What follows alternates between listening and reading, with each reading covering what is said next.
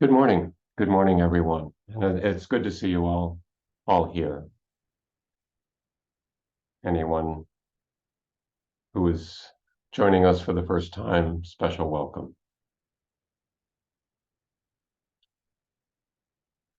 So first of all, I would like to thank Peggy and Rebecca for keeping Heartland Zen alive during the month of August. I understand it went well, and I really appreciate that. Carol and I were taking a little break, but it's good to be back and see you all. So I understand one of the things that circulated during the month of August was a short video about Wayne Shorter. Wayne Shorter, the iconic saxophonist and composer who died earlier this year. And Wayne Shorter had a lifelong practice of Buddhism. The particular variety of Buddhist practice for him was through the so-called Nichiren Buddhism, and in particular through the organization Soka Gakkai International, which is a lay Buddhist organization,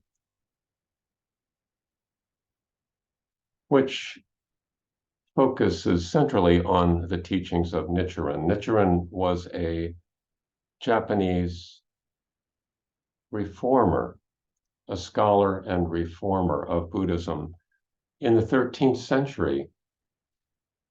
And this was a time of much upheaval. There was, in Japan, political upheaval. There were natural disasters. The social fabric was threatened. And people were generally disoriented and afraid. There were several reformers who, probably many more, but the ones we're familiar with, who taught during this time. One of them being Dogen Zenji, the founder of the Soto Zen tradition in Japan, the tradition that we largely embrace at Heartland Zen. But other reformers were Honen, Shinran, and Nichiren. Nichiren being the later of the group. Now, all of these, as it turned out, had their early training in the Tendai school of Buddhism. This may seem a little historical and perhaps of not direct interest to you, but it'll come around, so bear with me. The Tendai school had been really the powerful force for Buddhism in Japan for a long time. And all of these reformers trained initially in that tradition. And the Tendai school, for the Tendai school, the Lotus Sutra is a central teaching. And Nichiren actually embraced the Lotus Sutra to such an extent that he insisted that just reciting the title of the Lotus Sutra repeatedly, daily, regularly, would allow one to move toward a state of total awakening. Just reciting the title. Now, of course, this was all in the context of other teachings, but nonetheless, a central practice is reciting the title of the Lotus Sutra. in such a manner that one says, Nam Myoho Renge Kyo. Nam Myoho Renge Kyo. Nam Myoho Renge Kyo. Repeatedly. And in the video of Wayne Shorter, at the end, he is seen reciting this at a very fast pace. His saxophonist lips, I'm sure, allowed him to say this faster than most people could.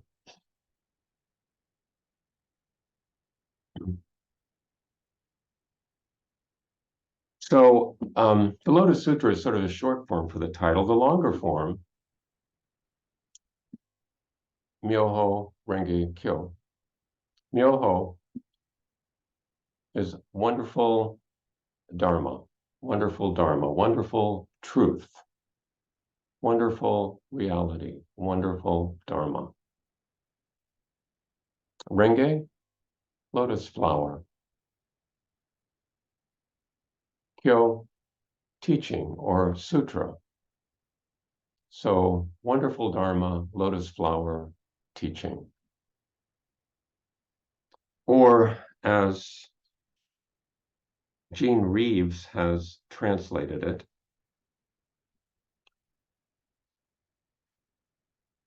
the Sutra of the Lotus Flower of the Wonderful Dharma. So where did this Lotus Sutra come from? Well, we don't know for sure, but it must have come from northern India. It was written in Sanskrit. We think that it was around the 1st or 2nd century CE that the Lotus Sutra was composed. And it was translated by a very famous Chinese translator, Kumarajiva, in the 5th century CE, and really took hold. It really captured the imagination, especially of East Asian Buddhists. So the teachings of the Lotus Sutra permeated Chinese and Japanese Buddhism. Probably elsewhere too, but I'm not sure about that. Oh, Tibet.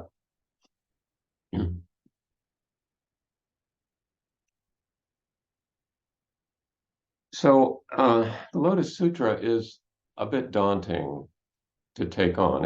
It's fairly long, but it's perhaps not the length that makes it daunting. It's the style and the language, or maybe just the style, because the language is fairly straightforward. But it's a little bit like when you read a Victorian novel, and the first chapter or two, you're just sort of put off with the language. It just seems so Baroque or something. It just you just can't quite get into the story because the language gets in the way. But after a chapter or two, you sort of get involved in the story and you forget about the language and the style, and you just ride along with the narrative. And I think that's in some way the way the Lotus Sutra comes across. At first, the style being sort of fantastic, hyperbolic, might be a little off-putting, but one looks at the message behind the text, and there is great wealth there. So I would like to, it's a little risky enterprise, but I'd like to spend the next few sessions just talking some about the Lotus Sutra. Now, one thing about the style is that in contrast to much of early Buddhist literature, it doesn't deal with a lot of concepts. There's not a lot of list making. It deals with imagery, most of it quite fantastic, and stories.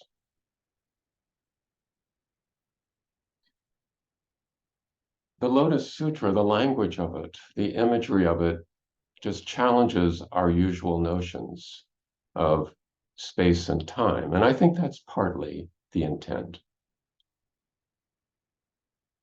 It challenges our usual assumptions about the way we look at the world. So I guess for an example of this, just as an aside, the Lotus Sutra is sometimes called the Threefold Lotus Sutra. There's attached to the beginning and end of it are two other brief passages. The first called the Sutra of Innumerable Meanings, which is usually attached as an introduction.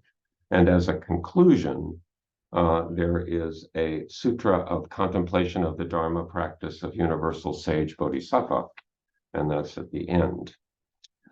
But the Sutra of Innumerable Meanings starts off with a description of an assembly. And I'll read some of this to just give you a flavor. But before doing that, I'd like to just share, if I can, an image. And this beautiful spot here is referred to as Vulture's Peak, or Holy Eagle Peak is the way Gene Reeves translates it.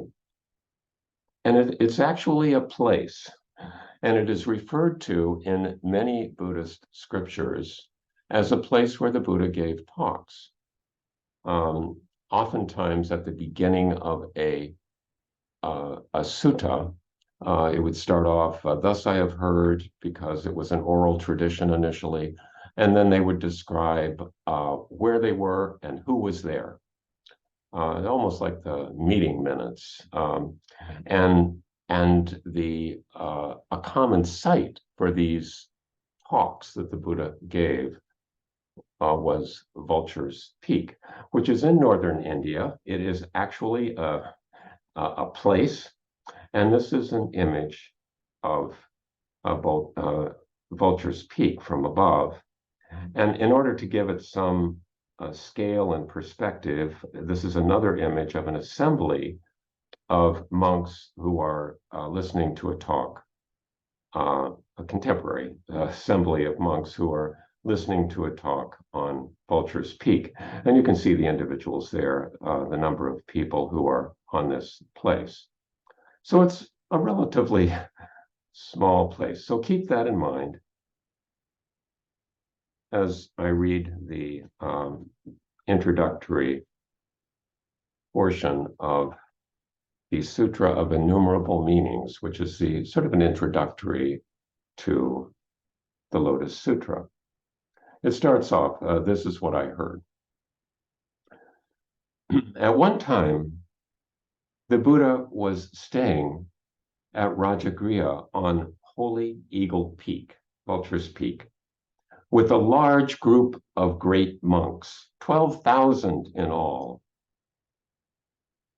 Also, 80,000 bodhisattva great ones were there. There were gods, dragons, satyrs, centaurs, asuras, griffins, chimeras, and pythons, in addition to all the monks and nuns, laymen, and lay women. There were great wheel-turning kings, minor wheel-turning kings, golden wheel-turning kings, silver wheel-turning kings, and other wheel-turning kings. There were kings and princes, ministers and people, men and women, and great elders, each surrounded by followers, numbering in the hundreds of thousands.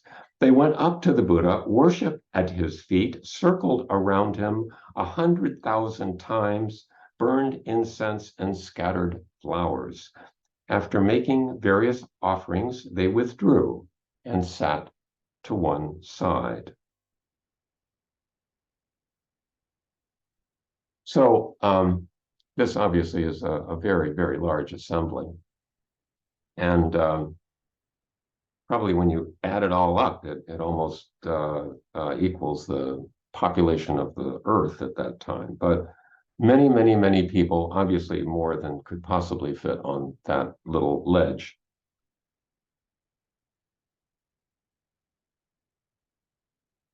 But that is the style of the Lotus Sutra, which is continued throughout. But I think one aspect of this, or one thought that occurs to me while reading this list, is how inclusive it is. There are so many different beings there, not just humans, other beings, and people of high status, people of low status, monastics, lay people, men, women. There's sort of a radical inclusiveness of this compared with many other Buddhist scriptures, where the monks are all men, and there are a few of them. And this is a central theme, I think, in the Lotus Sutra, is this diversity and inclusiveness.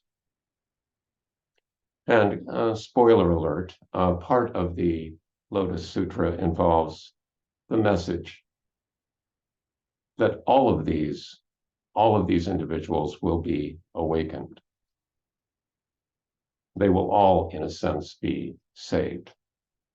There is a message of universal salvation, universal awakening throughout this text.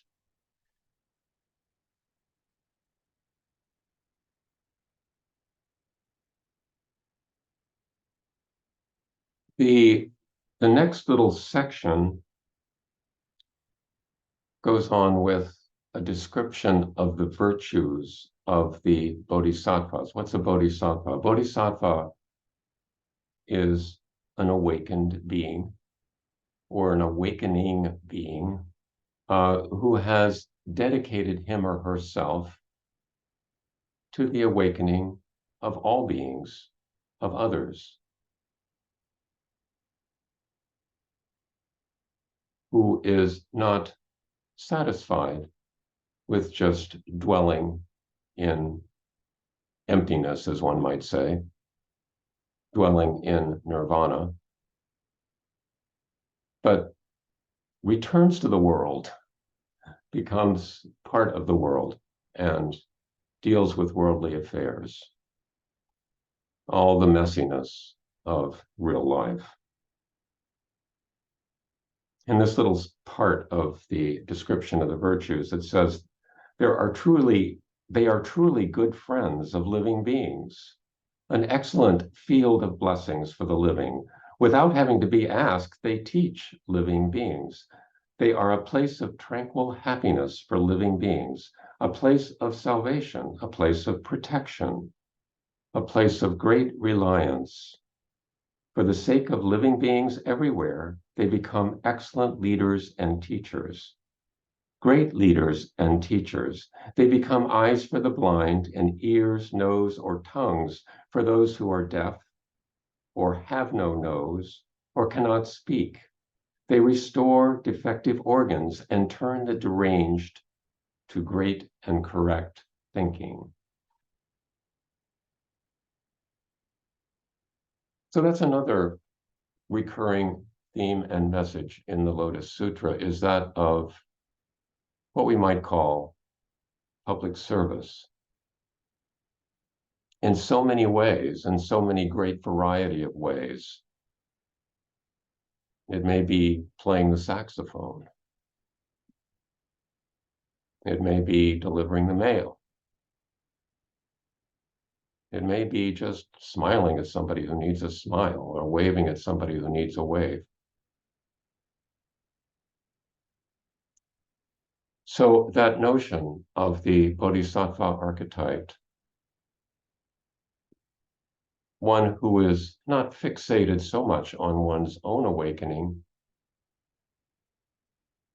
to ignore the needs and the potential for benefit to others. So So as not to go on too long, I don't think I'll continue with the third reading, but I'll just give a preview for next time. And in this next reading, there is one of the bodhisattvas who is named magnificently adorned bodhisattva, approaches the Buddha with a question. Actually, all he and the 80,000 other bodhisattvas all ask the question in unison. World honored one, if bodhisattva great ones want to attain supreme awakening quickly, what gateway to the Dharma should they use? And then the Buddha responds to that question, and we'll talk about that next time.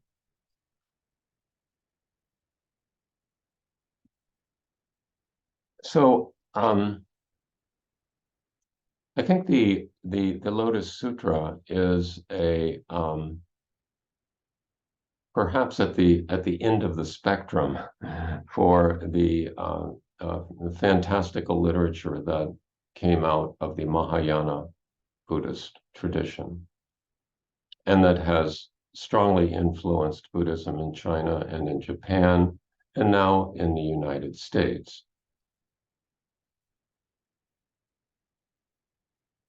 And so we'll give some time with it and see if we can better understand what those who composed this, what were they trying to tell us? Or also, how about all the individuals who have used this text over time for inspiration, for guidance? What are they trying to tell us now?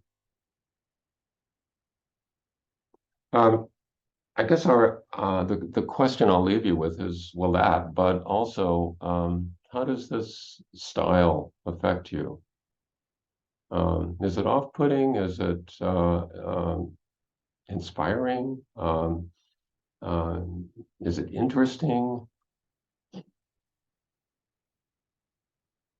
And what do you think the people who composed this were trying to do for us?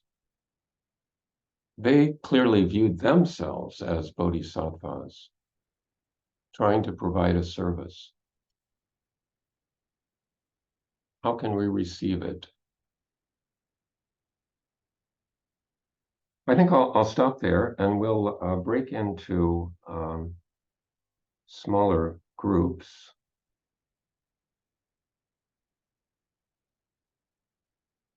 And Will